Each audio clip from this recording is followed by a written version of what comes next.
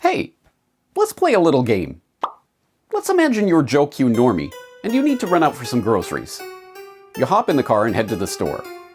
What store do you go to? Why, Walmart, of course. And being an unwitting victim of the sugar conspiracy, what do you buy when you're there? Coke, naturally. And you can get jabbed at Walmart these days, right?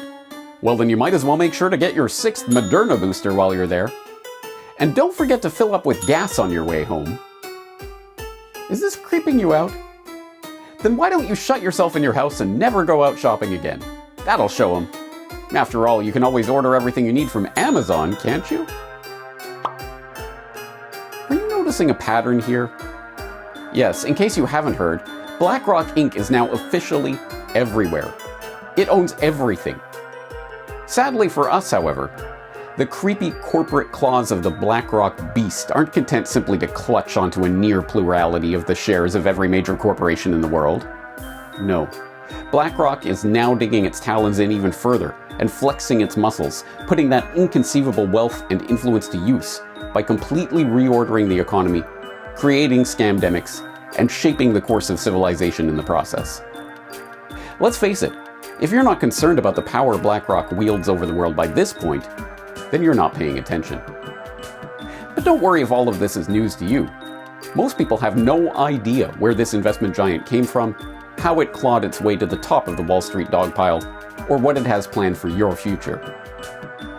Let's fill in that gap in public understanding. I'm James Corbett of the Corbett Report, and today you're going to learn the story of how BlackRock conquered the world.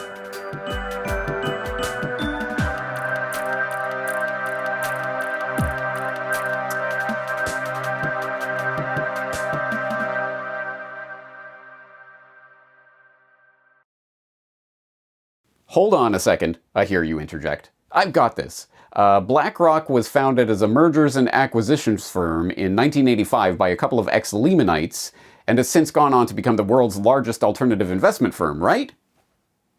Wrong. That's Blackstone Inc., currently headed by Stephen Schwarzman. But don't feel bad if you confuse the two. The Blackstone-BlackRock confusion was done on purpose. In fact, BlackRock began in 1988 as a business proposal by investment banker Larry Fink and a gaggle of business partners. The appropriately named Fink had managed to lose $100 million in a single quarter in 1986 as a manager at First Boston Investment Bank by betting the wrong way on interest rates. Humbled by this humiliating setback, or so the story goes, Fink turned lemons into lemonade by crafting a vision for an investment firm with an emphasis on risk management. Never again would Larry Fink be caught off guard by a market downturn. Fink assembled some partners and brought his proposal to Blackstone co-founders, Pete Peterson and Stephen Schwarzman, who liked the idea so much that they agreed to extend Fink a $5 million line of credit in exchange for a 50% share in the business. Originally named Blackstone Financial Management, Fink's operation was turning a nice profit within months, had quadrupled the value of its assets in 1 year, and had grown the value of its portfolio under management to $17 billion by 1992. Now firmly established as a viable business in its own right, Schwarzman and Fink began musing about spinning the firm off from Blackstone and taking it public. Schwarzman suggested giving the newly independent company a name with Black in it, as a nod to its Blackstone origins, and Fink, taking roguish delight in the inevitable confusion and annoyance such a move would cause, proposed the name BlackRock. So Larry and I were sitting down, and he said, what do you think about, sort of having a family name, with Black in it? And I said, I think that's a good idea. And I think it was, he put on the table either Black Pebble or Black Rock.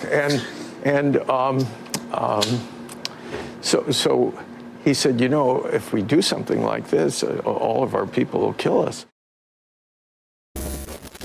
The two evidently share the same sense of humor. There is a little confusion between the companies, Schwarzman now concedes, and every time that happens, I get a real chuckle. But a shared taste for causing unnecessary confusion was not enough to keep the partners together. By 1994, the two had fallen out over compensation for new hires, or perhaps due to distress over Schwarzman's ongoing divorce, depending who's telling the story, and Schwarzman sold Blackstone's holdings in BlackRock for a mere $240 million. That was certainly a heroic mistake, Schwartzman admits. Having made the split with Blackstone and established BlackRock as its own entity, Fink was firmly on the path that would lead to his company becoming the globe-bestriding financial colossus that it is today. In 1999, with its assets under management standing at $165 billion, BlackRock went public on the New York Stock Exchange at $14 per share. Expanding its services into analytics and risk management with its proprietary Aladdin Enterprise Investment System, more on which later, the firm acquired mutual fund company State Street Research and Management in 2004, merged with Merrill Lynch Investment Management, MLIM, in 2006, and bought Seattle-based Quellos Group's Fund of Hedge Funds business in 2007, bringing the total value of assets under BlackRock management to over $1 trillion. But it was the global financial crisis of 2007-2008 that catapulted BlackRock to its current position of financial dominance. Just ask Heike Buchter, the German correspondent who literally wrote the book on BlackRock. Prior to the financial crisis, I was not even familiar with the name. But in the years after the Lehman Brothers collapse in 2008, BlackRock appeared everywhere. Everywhere, Buchter told German news outlet DW in 2015.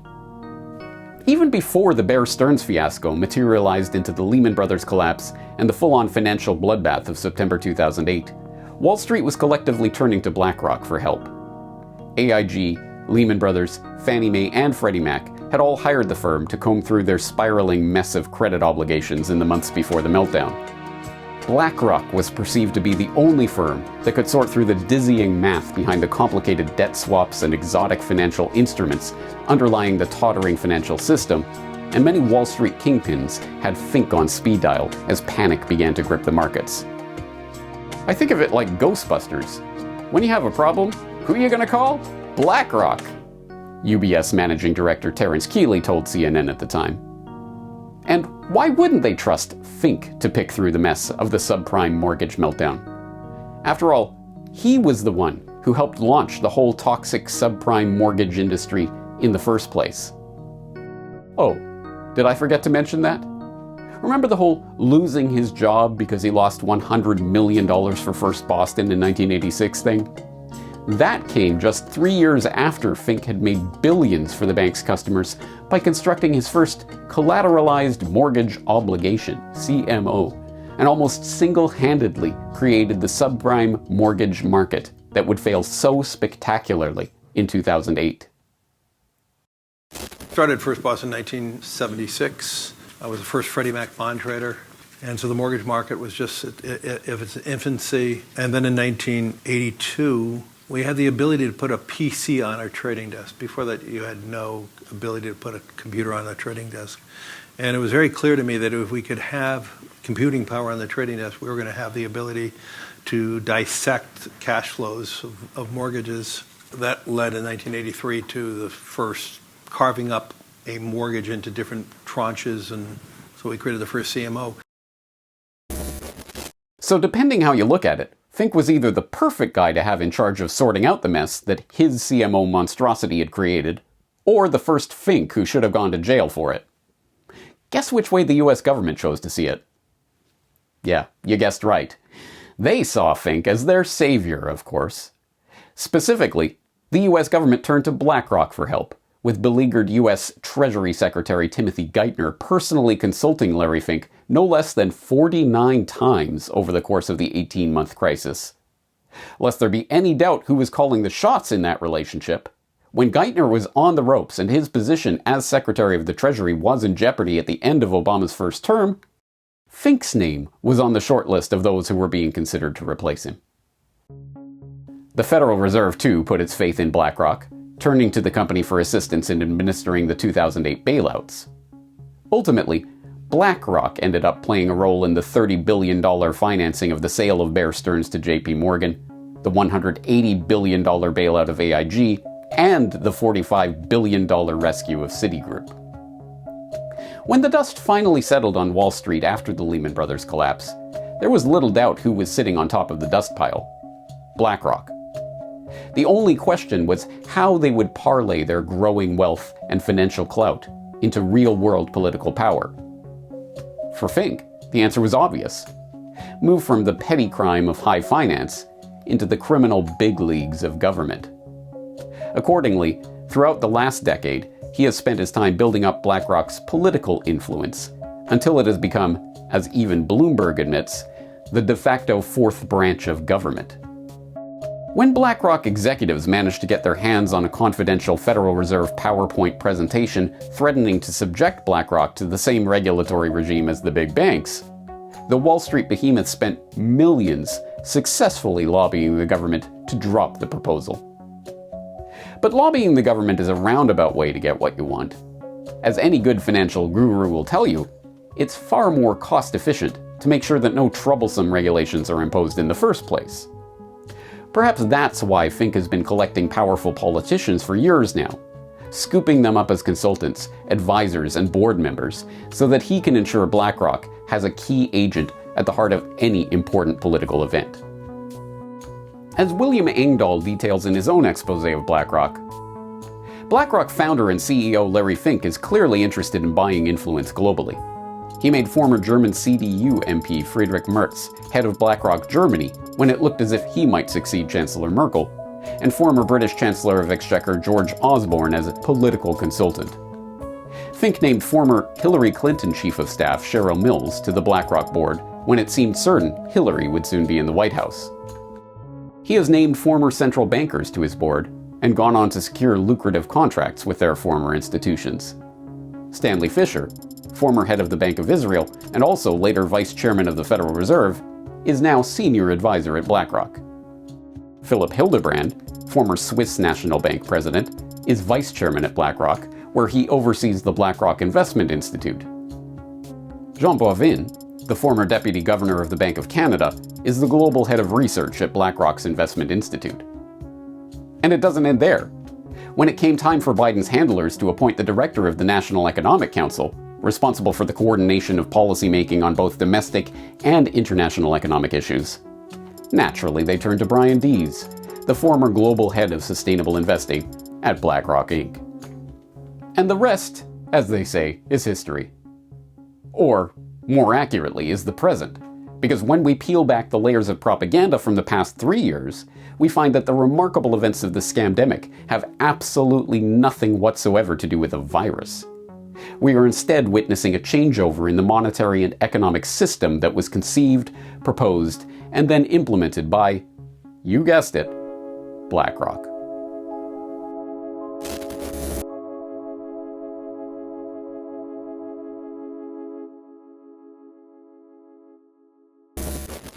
Historians of the future will no doubt note 2019 as the year that BlackRock began its takeover of the planet in earnest. It was in January of that fateful year that Joe Biden crawled cap in hand to Larry Fink's Wall Street office to seek the financial titan's blessing for his presidential selection. "I'm here to help," Fink reportedly replied. Then, on August 22nd of 2019, Larry Fink joined such illustrious figures as Al climate conman Gore, Chrystia account-freezing Freeland, Mark G. Fans Carney, and the man himself, Klaus Bondvillain Schwab, on the World Economic Forum's Board of Trustees, an organization which, the WEF informs us, serves as the guardian of the World Economic Forum's mission and values. But which values are those, precisely, you might ask, and what does Yo-Yo Ma have to do with it? It was another event that took place on August 22, 2019, however, that captures our attention today. As it turns out, August 22nd was not only the date that Fink achieved his globalist knighthood on the WEF board, it was also the date that the financial coup d'etat, later erroneously referred to as a pandemic, actually began. In order to understand what happened that day, however, we need to take a moment to understand the structure of the US monetary system. You see, greatly oversimplifying things for ease of understanding, there are actually two types of money in the banking system. There's bank money, the money that you and I use to transact in the real economy, and there's reserve money, the money that banks keep on deposit at the Federal Reserve. These two types of money circulate in two separate monetary circuits, sometimes referred to as the retail circuit, bank money, and the wholesale circuit, reserve money. In order to get a handle on what this actually means, I highly suggest you check out John Titus's indispensable videos on the subject, notably, Mummy, Where Does Money Come From? And Wherefore Art Thou Reserves, and Larry and Karsten's excellent Pandemic, where he explains the split-circuit monetary system. So here we have split-circuit monetary system, and on the left we have the public circuit, where I'm going to simplify the diagram. It's the Federal Reserve is issuing money to commercial banks, and it is circling back to the Federal Reserve. The Federal Reserve might buy an asset from a commercial bank, which turns around, sells it back to the Fed. That's a basic stripped-down circuit. The retail circuit on the right, in red, commercial banks are issuing money. Again, I'm going to simplify this. They issue money to you and me. They issue it in the form of loans. We pay the money back, and the cycle begins anew. And that's really the system. I wanted to do this diagram, though, because you could see here in the center of the diagram, the commercial banks occupy a special position in the two-tiered split-circuit monetary system. They are both issuers and users of money in the center here. So you could really draw a box around them. Now, you and I in the retail circuit, we keep our money on deposit at the commercial banks, which in turn keep their money on deposit at the Fed. So there you have two different systems of deposits. But the point of the two-circuit system is that, historically speaking, the Federal Reserve was never able to print money in the sense that people usually understand that term. It's able to create reserve money, which banks can keep on deposit with the Fed to meet their capital requirements. The more reserves they have parked at the Fed, the more bank money they're allowed to conjure into existence and lend out into the real economy. The gap between Fed-created reserve money and bank-created bank money acts as a type of circuit breaker, and this is why the flood of reserve money that the Fed created in the wake of the global financial crisis of 2008 did not result in a spike in commercial bank deposits. But all that changed 3 years ago. As Titus observes, by the time of the scamdemic bailouts of 2020, the amount of bank money sitting in deposit in commercial banks in the US, a figure which had never shown any correlation with the total amount of reserves held on deposit at the Fed, suddenly spiked in lockstep with the Fed's climbing balance sheet. Clearly, something had happened between the 2008 bailout and the 2020 bailout. Whereas the tidal wave of reserve money unleashed to capitalize the banks in the earlier bailout hadn't found its way into the real economy, the 2020 bailout money had. So, what happened? BlackRock happened. That's what. Specifically, on August 15, 2019, BlackRock published a report under the typically eye-wateringly boring title, Dealing with the Next Downturn, From Unconventional Monetary Policy to Unprecedented Policy Coordination. Although the paper did not catch the attention of the general public, it did generate some press in the financial media, and, much more to the point, generated interest from the gaggle of central bankers who descended on Jackson Hole, Wyoming, for the annual Jackson Hole Economic Symposium taking place on August 22, 2019. The exact same day that Fink was being appointed to the WEF's board. The theme of the 2019 symposium, which brings together central bankers, policymakers, economists, and academics to discuss economic issues and policy options, was Challenges for Monetary Policy, and BlackRock's paper, published a week in advance of the event, was carefully crafted to set the parameters of that discussion. It's no surprise that the report caught the attention of the central bankers. After all, BlackRock's proposal came with a pedigree. Of the 4 co-authors of the report, 3 of them were former central bankers themselves. As we've seen, Philip Hildebrand, the former president of the Swiss National Bank, Stanley Fischer, the former Federal Reserve Vice Chairman and former governor of the Bank of Israel, and Jean Boivin, the former deputy governor of the Bank of Canada. But beyond the paper's authorship, it was what Dealing with the Next Downturn actually proposed that was to have such earth-shaking effects on the global monetary order. The report starts by noting the dilemma that the central bankers found themselves in by 2019. After years of quantitative easing, QE, and ZIRP, zero interest rate policy, and even the once unthinkable NIRP, negative interest rate policy, the banksters were running out of room to operate. As BlackRock notes, the current policy space for global central banks is limited and will not be enough to respond to a significant, let alone a dramatic, downturn. Conventional and unconventional monetary policy works primarily through the stimulative impact of lower short-term and long-term interest rates. This channel is almost tapped out. 1/3 of the developed market government bond and investment grade universe now has negative yields, and global bond yields are closing in on their potential floor. Further support cannot rely on interest rates falling. So what was BlackRock's answer to this conundrum? Why, a Great Reset, of course. No, not Klaus Schwab's Great Reset. A different type of Great Reset, the Going Direct Reset. An unprecedented response is needed when monetary policy is exhausted and fiscal policy alone is not enough. That response will likely involve going direct. Going direct means the central bank finding ways to get central bank money directly in the hands of public and private sector spenders. Going direct, which can be organized in a variety of different ways, works by 1. bypassing the interest rate channel when this traditional central bank toolkit is exhausted, and 2. enforcing policy coordination so that the fiscal expansion does not lead to an offsetting increase in interest rates. The authors of BlackRock's proposal go on to stress that they're not talking about simply dumping money into people's bank accounts willy-nilly.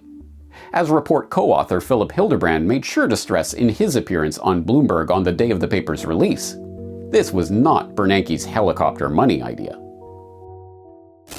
So what we're proposing is the next step has to be something else than just more of the same, something that goes into the direction of essentially what we call going direct, which would be ways of putting money into pockets of consumers or corporates directly in order to spend. So to go around the interest rate channel as opposed to traditional central banking where you really only or always work through the interest rate channel. So kind of like helicopter money, does it have to be coordinated? I think what it means, helicopter money is a sort of catchphrase from a famous paper that Ben Bernanke gave in the early 2000s, but the point is, yes, you have to go in a different way than working through the interest rate channel because interest rates are already so low.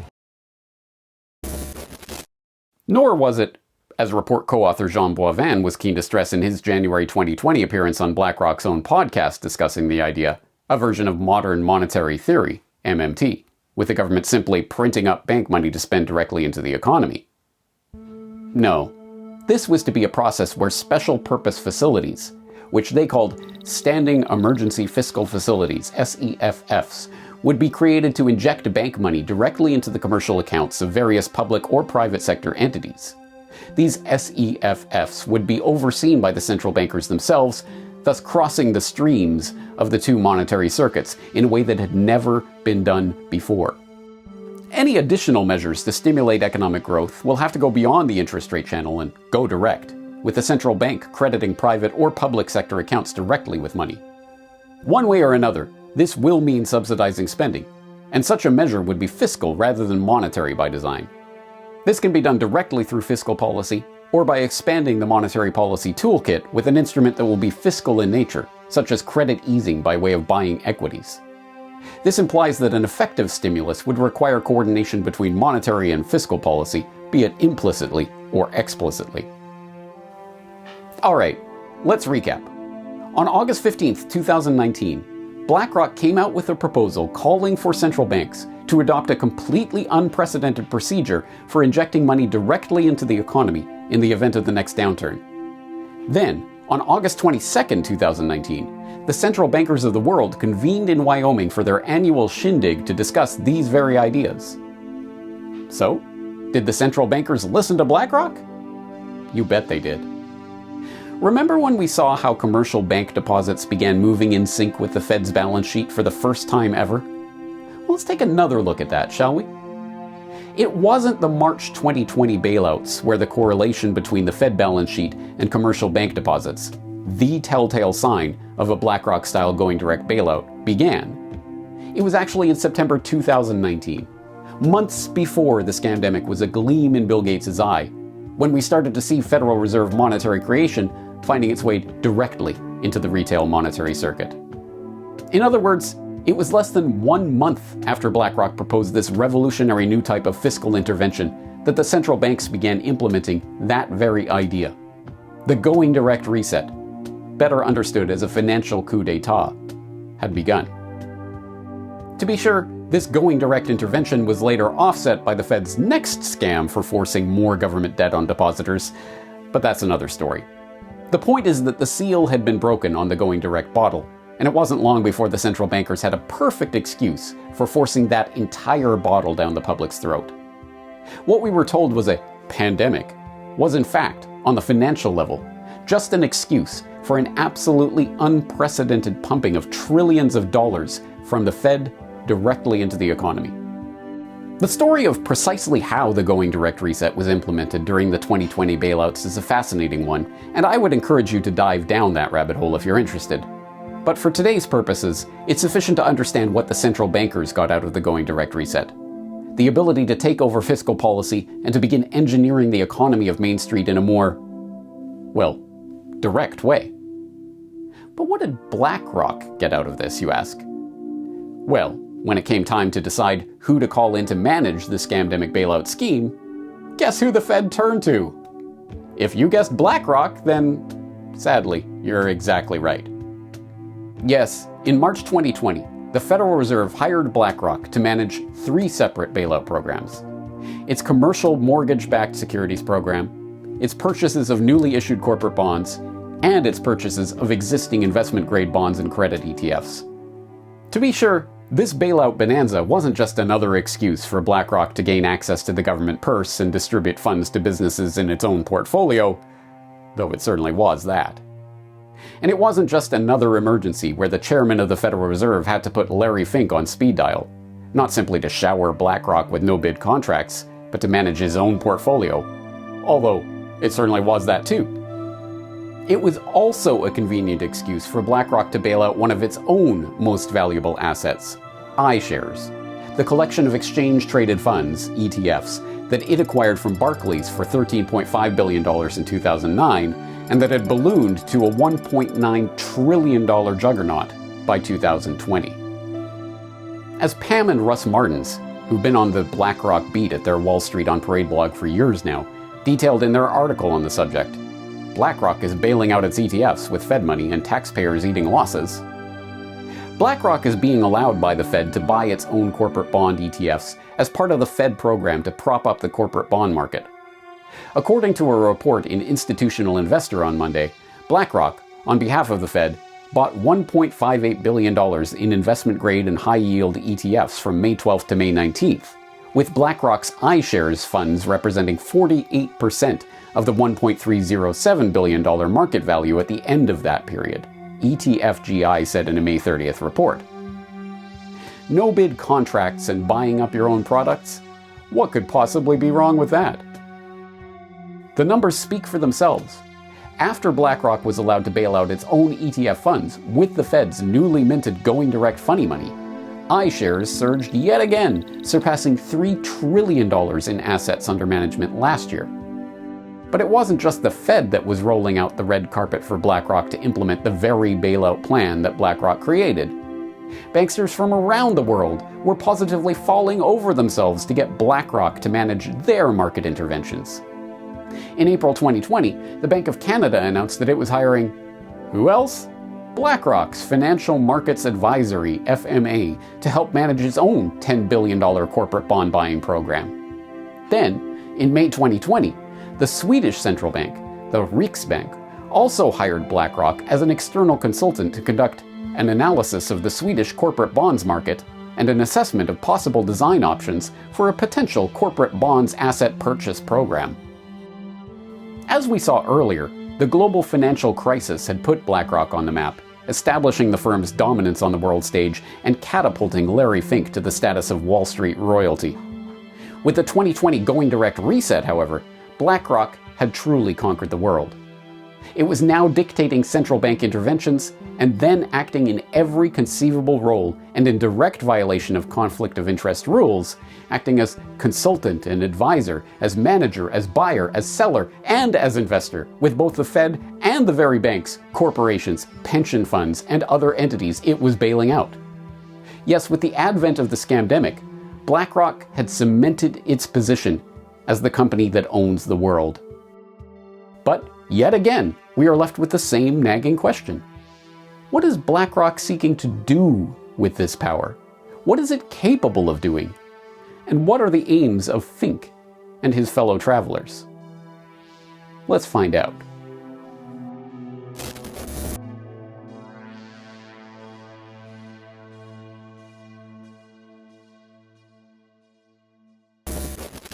As you now know, BlackRock started out life as Blackstone Financial Management in the offices of the Blackstone Group in 1988.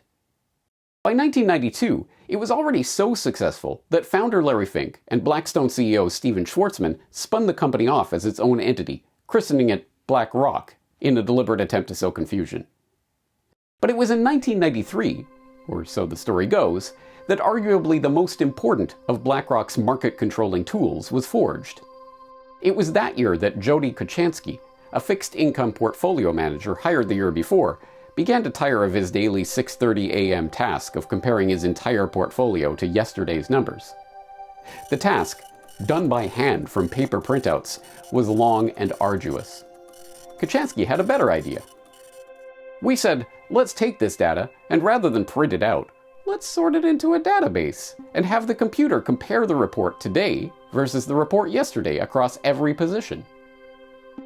It may seem obvious to us today, but in 1993, the idea of automating a task like this was a radical one. Nonetheless, it paid off. After seeing the utility of having an automated, daily, computer-generated report calculating the risk on every asset in a portfolio, Kuchansky and his team hunkered down for a 72-hour code-writing exercise that resulted in Aladdin, short for Asset, Liability, Debt, and Derivative Investment Network, a proprietary investment analysis technology touted as the operating system for BlackRock. Sold as a central processing system for investment management, the software is now the core of BlackRock Solutions, a BlackRock subsidiary that licenses Aladdin to corporate clients and institutional investors. Aladdin combines portfolio management and trading, compliance, operations, and risk oversight in a single platform and is now used by over 200 institutions, including fund manager rivals Vanguard and State Street, half of the top 10 insurers in the world, big tech giants like Microsoft, Apple, and Alphabet, and numerous pension funds, including the world's largest, the $1.5 trillion Japanese government pension insurance fund. The numbers themselves tell the story of Aladdin. It's used by 13,000 BlackRock employees and thousands of BlackRock customers. It occupies 3 data centers in the US, with BlackRock planning to open 2 more in Europe. It runs thousands of Monte Carlo simulations, computational algorithms that model the probability of various outcomes in chaotic systems, every day, on each one of the tens of millions of securities under its purview. And by February 2017, Aladdin was managing risk for $20 trillion worth of assets. That's when BlackRock stopped reporting this figure since, as the company told the Financial Times, total assets do not reflect how clients use the system. An anonymous source in the company had a different take. The figure is no longer disclosed because of the negative attention the enormous sums attracted. In this case, the phrase enormous sums almost fails to do justice to the truly mind-boggling wealth under the watchful eye of this computer system. As the Financial Times went on to report, the combination of the scores of new clients using Aladdin in recent years and the growth in stock and bond markets in that time has meant that the total value of assets under the system's management is much larger than the $20 trillion reported in 2017. Today, $21.6 trillion sits on the platform from just a third of its 240 clients, according to public documents verified with the company's and first-hand accounts. For context, that figure, representing the assets of just 1/3 of BlackRock's clientele, itself accounts for 10% of the value of all the stocks and bonds in the world. But if the idea of this amount of the world's assets being under the management of a single company's proprietary computer software concerns you, BlackRock has a message for you. Relax. The official line is that Aladdin only calculates risk. It doesn't tell asset managers what to buy or sell. Thus, even if there were a stray line of code or a wonky algorithm somewhere deep inside Aladdin's programming getting its investment analysis catastrophically wrong, the final decision on any given instrument would still come down to human judgment. Needless to say, that's a lie. In 2017, BlackRock unveiled a project to replace underperforming human stock pickers with computer algorithms. Dubbed Monarch, the scheme saw billions of dollars of assets snatched from human control and given to an obscure arm of the BlackRock empire called Systematic Active Equities, SAE. BlackRock acquired SAE in the same 2009 deal that saw it snag iShares from Barclays Global Investor, BGI. As we've already seen, the BGI deal was unbelievably lucrative for BlackRock, with iShares being purchased for $13.5 billion in 2009 and rising to a $1.9 trillion valuation in 2020.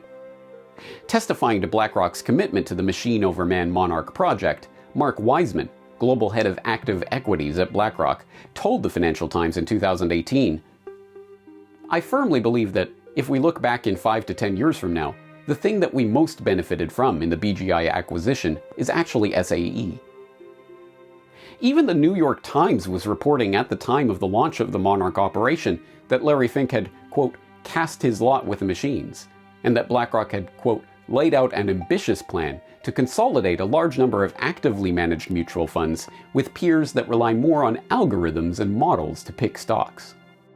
The democratization of information has made it much harder for active management, Fink told the New York Times. "We have to change the ecosystem. That means relying more on big data, artificial intelligence, factors, and models within quant and traditional investment strategies."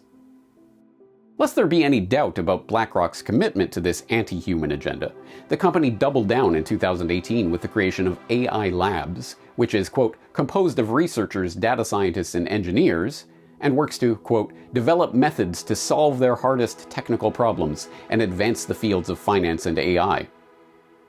The actual models that SAE uses to pick stocks is hidden behind walls of corporate secrecy, but we do know some details. We know, for instance, that SAE collects over 1,000 market signals on each stock under evaluation, including everything from the obvious statistics you would expect in any quantitative analysis of the equities markets, trading price, volume, price-to-earnings ratio, etc., to the more exotic forms of data harvesting that are possible when complex learning algorithms are connected to the mind-boggling amounts of data now available on seemingly everyone and everything. A Harvard MBA student cataloged some of these novel approaches to stock valuation undertaken by the SAE algorithms in a 2018 post on the subject.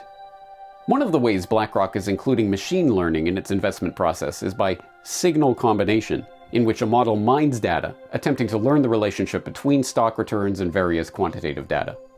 For example, it would analyze web traffic through corporate websites as an indicator of future growth of the company, or would look at the geolocation data from smartphones to predict which retailers are more popular. In doing so, researchers must recalibrate and refine the model to make sure it was adding value and not just rediscovering well-known market behaviors already known by fundamental fund managers. Another important machine learning application came when it was combined with natural language processing. In this model, the technology learns in an adaptive way what are the words that can predict future performance of stocks. This model was used on analysis of broker reports and corporate filings, and the technology discovered that CEOs' remarks tend to be generally more positive. So then it started giving more importance to the comments of the CFO or the Q&A portion of conference calls. So let's recap. We know that BlackRock now manages well in excess of $21 trillion of assets with its Aladdin software, making a significant portion of the world's wealth dependent on the calculations of an opaque, proprietary BlackRock operating system. And we know that Fink has cast his lot in with the machines and is increasingly devoted to finding ways to leverage so-called artificial intelligence, learning algorithms, and other state-of-the-art technologies to further remove humans from the investment loop. But here's the real question. What is BlackRock actually doing with its all-seeing eye of Aladdin and its SAE robo-stock pickers and its AI labs? Where are Fink and the gang actually trying to take us with the latest and greatest in cutting-edge fintech wizardry? Luckily, we don't exactly need to scry the tea leaves to find our answer to that question. Larry Fink has been kind enough to write it down for us in black and white. You see, every year since 2012, Fink has taken it upon himself as de facto ruler of the world's wealth to pen an annual letter to CEOs laying out the next steps in his scheme for world domination.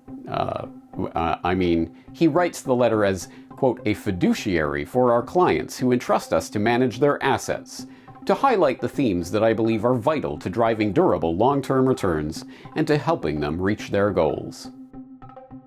Sometimes referred to as a call to action to corporate leaders, These letters from the man stewarding over a significant chunk of the world's investable assets actually do change corporate behavior.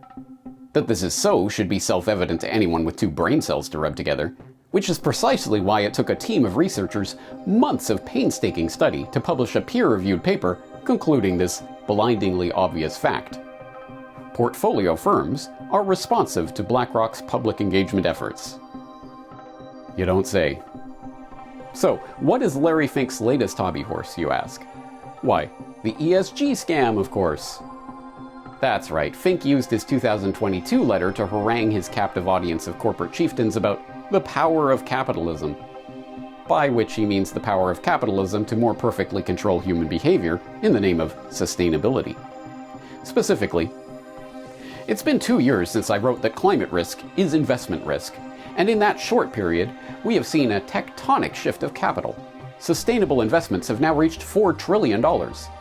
Actions and ambitions towards decarbonization have also increased. This is just the beginning.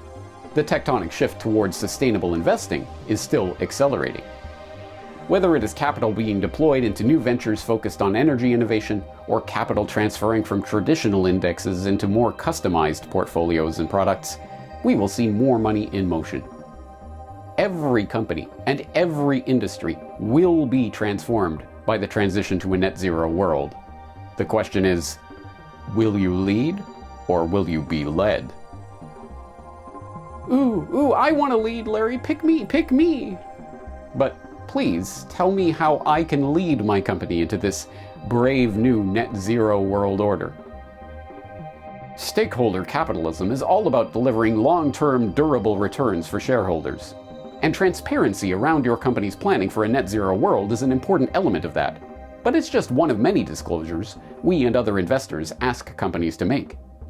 As stewards of our clients' capital, we ask businesses to demonstrate how they're going to deliver on their responsibility to shareholders, including through sound environmental, social, and governance practices and policies.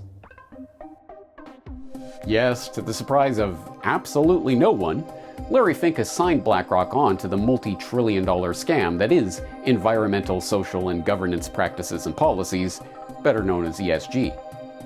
For those who don't know about ESG yet, they might want to get up to speed on the topic with my presentation earlier this year on ESG and the Big Oil Conspiracy.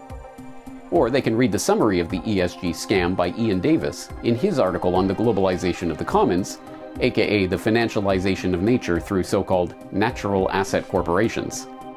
This will be achieved using stakeholder capitalism metrics.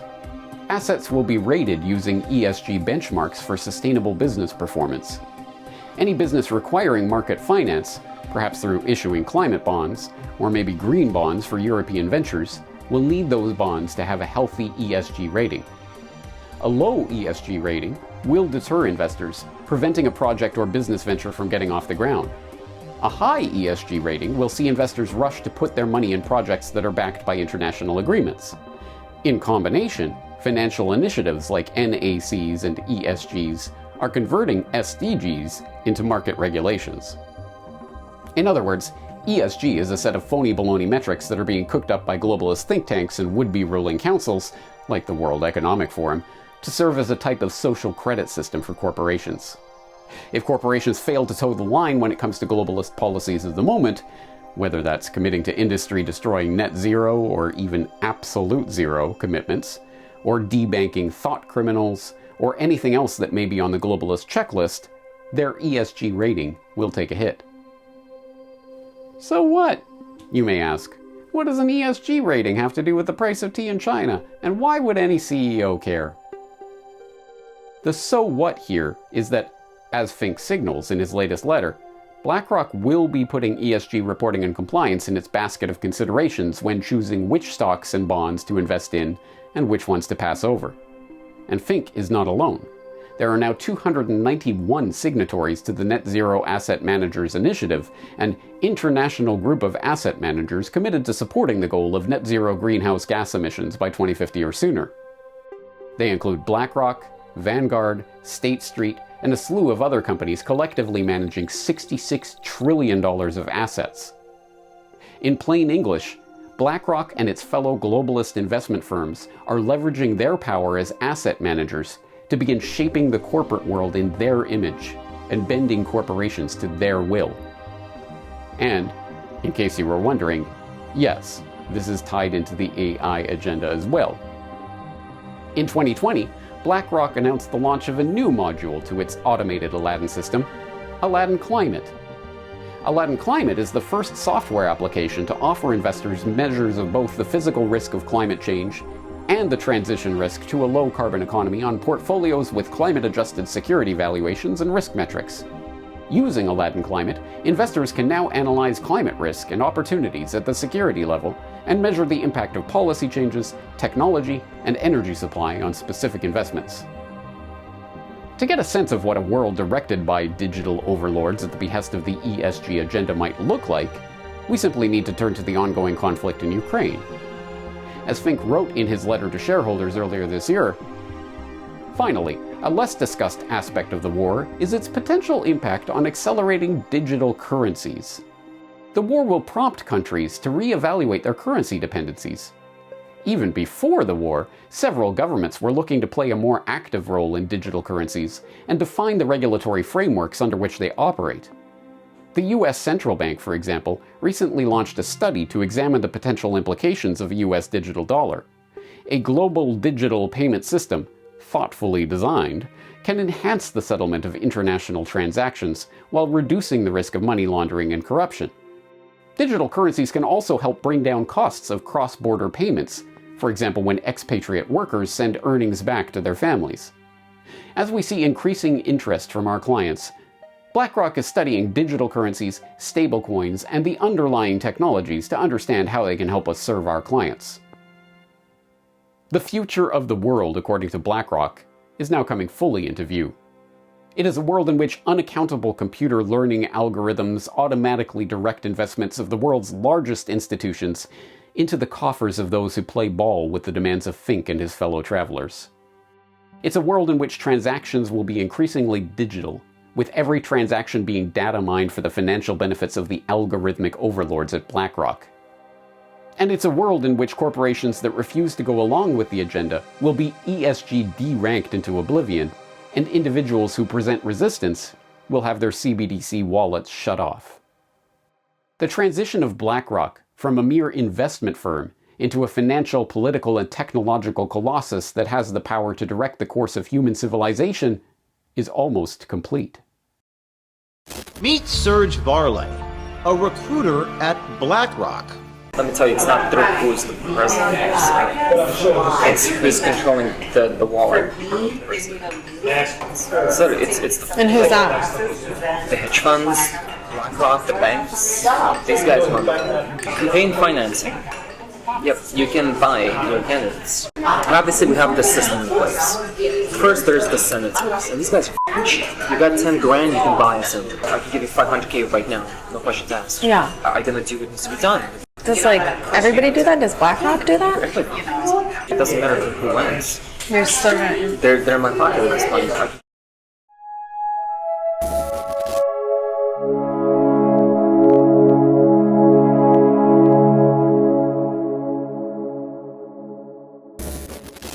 As bleak as the exploration of this world-conquering juggernaut is, there is a ray of hope on the horizon. The public is at least finally becoming aware of the existence of BlackRock and its relative importance on the global financial stage. This is reflected in an increasing number of protests targeting BlackRock and its activities. $10 trillion! If that were a country, that country's GDP would be larger than every other country's GDP except for two. This is a financial behemoth that is single-handedly, more so than most other institutions in the world, responsible for the funding of coal, oil, and gas, which is killing us and killing our future. Keen-eyed observers may note, however, that these protests are not against the BlackRock agenda that I've been laying out here. On the contrary, they are for that agenda. These protesters' main gripe seems to be that Fink and BlackRock are engaged in greenwashing, and that the megacorporation is actually more interested in its bottom line than in saving Mother Earth. Well, duh. Even BlackRock's former chief investment officer for sustainable investing wrote, after leaving the firm, an extensive 4-part whistleblowing exposé documenting how the sustainable investing push being touted by Fink is a scam from top to bottom. My only gripe with this limited hangout critique of BlackRock is that it implies that Fink and his cohorts are merely interested in accumulating dollars. They're not. They're interested in turning their financial wealth into real-world power. Power they will wield in service of their own agenda, and will cloak with a phony green mantle because they believe, and not without reason, that that's what the public wants.